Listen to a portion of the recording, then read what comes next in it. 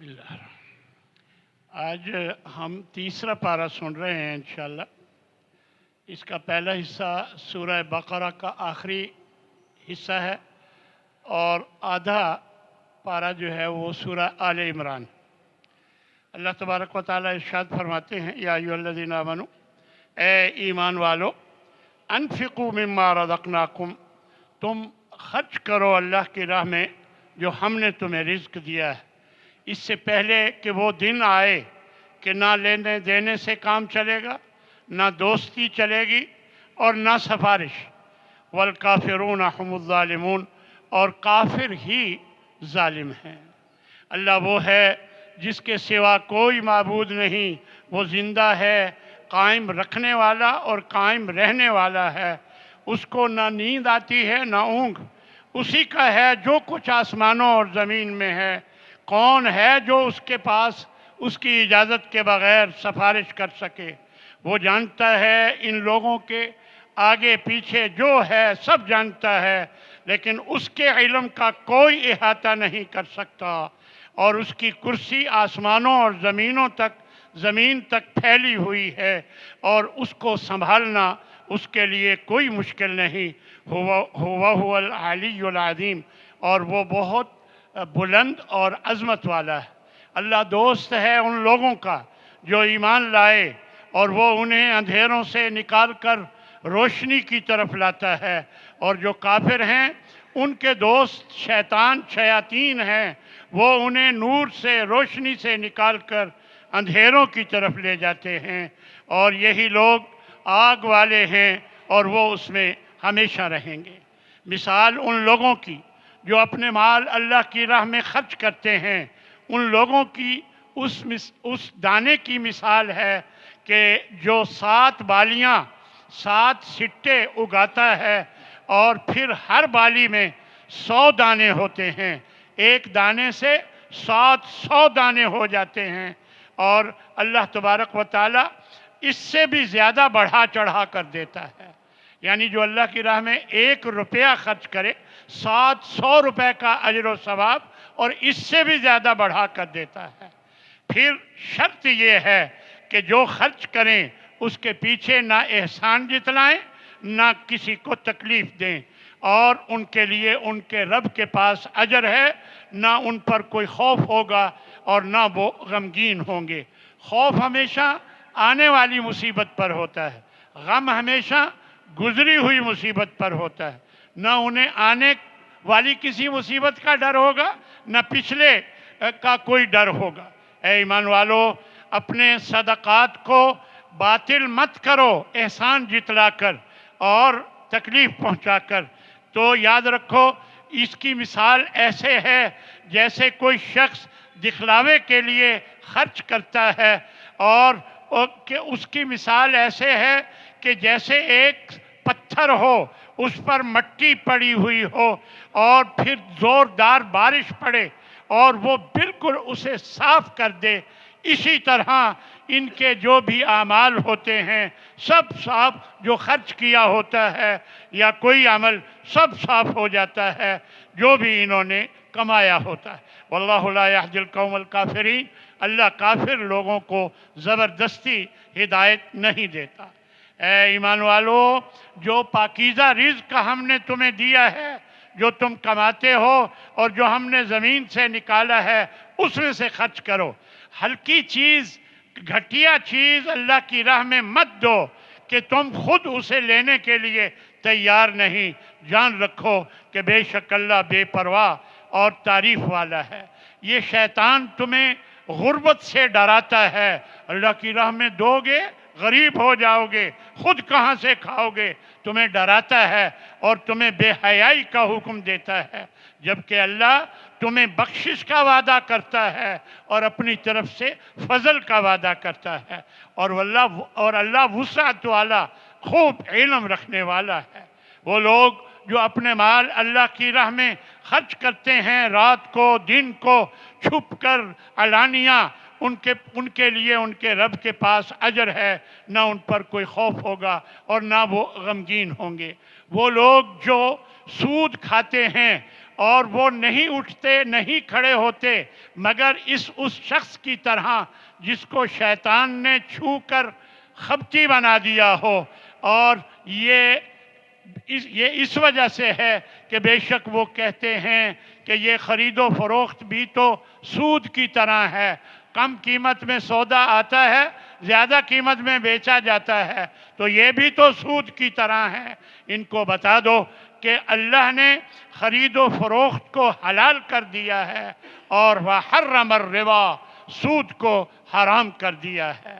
سود کو اللہ مٹاتا ہے اور صدقات کو بڑھاتا ہے، اور اللہ ان لوگوں سے جو ناشکری کرنے والے، کفر کرنے والے گناہگار ہیں، ان کو پسند نہیں فرماتا۔ اے ایمان والو، اللہ سے ڈرو، اور جو سود لینا باقی رہ گیا ہے، پہلے لیتے رہے، اب جو باقی رہ گیا ہے، تمہیں پتہ چل گیا ہے کہ حرام ہو گیا ہے، تو اب چھوڑ دو وہ باقی جو رہ گیا ہے سود، اگر تم مومن ہو۔ اگر ایسا نہیں کرو گے فَأْذَنُوا بِحَرْبٍ مِّنَ اللَّهِ وَرَسُولِهِ، تو پھر تیار ہو جاؤ اللہ اور اس کے رسول کے ساتھ جنگ کے لیے، یعنی اعلان جنگ کر۔ اگر تم توبہ کر لو تو تمہارے جو اصل مال ہیں، تمہارا حق ہے، نہ تم پر ظلم کیا جائے گا، نہ تم کسی پر ظلم کرو گے۔ اے ایمان والو، جب تم لین دین کرو قرض کا، تو ایک وقت تک کے لیے تو اس کو لکھ لیا کرو، اور چاہیے کہ لکھنے والا عدل اور انصاف کے ساتھ لکھے، اور وہ نہ اکتائے، جو کچھ اللہ نے اسے علم دیا ہے اس کے مطابق وہ لکھے۔ اور گواہی کو مت چھپاؤ، اگر کوئی گواہی بنتی ہے تمہارے ذمے گواہی دینا، تو اسے مت چھپاؤ کہ اس کا نقصان ہو جائے گا، غریب آدمی ہے، نہیں، یا کوئی مجھے نقصان پہنچائے گا، بڑا آدمی ہے، نہیں، گواہی کو مت چھپاؤ۔ یاد رکھو، جو اس کو چھپائے گا فَإِنَّهُ آثِمٌ قَلْبَهُ، اس کا دل گناہگار ہے، اور اللہ جو تم کرتے ہو اس سے خوب خبردار ہے۔ جو بھی تم اپنے دلوں میں چھپا کر کرتے ہو یا ظاہر کرتے ہو، یحاسبکم بہ اللہ، اللہ تم سے اس کا سب کا حساب لے لے گا، جس کو چاہے گا معاف کر دے گا، اور جس کو چاہے گا عذاب دے گا۔ اور یاد رکھو، اللہ کسی نفس پر اس کی طاقت سے زیادہ تکلیف نہیں دیتا، انسان کے لیے ہے جو اس نے کمایا، اور اس پر وبال ہوگا جو اس نے گناہ کمایا۔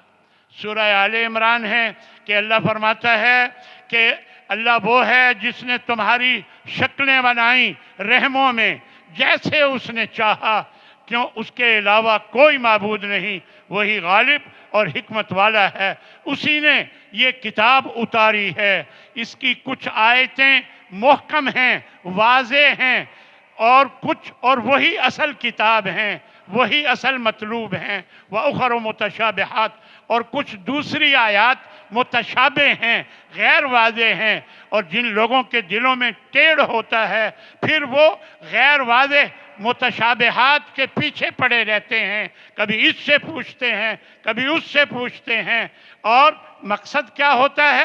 ابتغاء الفتنہ، فتنہ برپا کرنا، یا اس کی اصل تک پہنچنے کی کوشش کرنا۔ یاد رکھو، اس کی اصل اللہ کے علاوہ کوئی نہیں جانتا، اور جو علم میں پختہ لوگ ہوتے ہیں وہ یہ کہتے ہیں بھائی ہم تو سب پر ایمان لاتے ہیں، کل من عند ربنا، یہ سب کچھ چاہے محکم ہے چاہے متشابہ ہے، سب ہمارے رب کی طرف سے ہے، اور عقل والے ہی نصیحت پکڑتے ہیں، اور وہ یہ دعا بھی کرتے ہیں کہ اے اللہ ہمارے دلوں کو اس کے بعد کہ تو نے ہمیں ہدایت دی ٹیڑھا نہ کرنا، اور ہم نے اپنی طرف سے اپنی جناب سے ہم پر رحمت برسا، انک انت الوہاب، سب کچھ تو ہی دینے والا ہے۔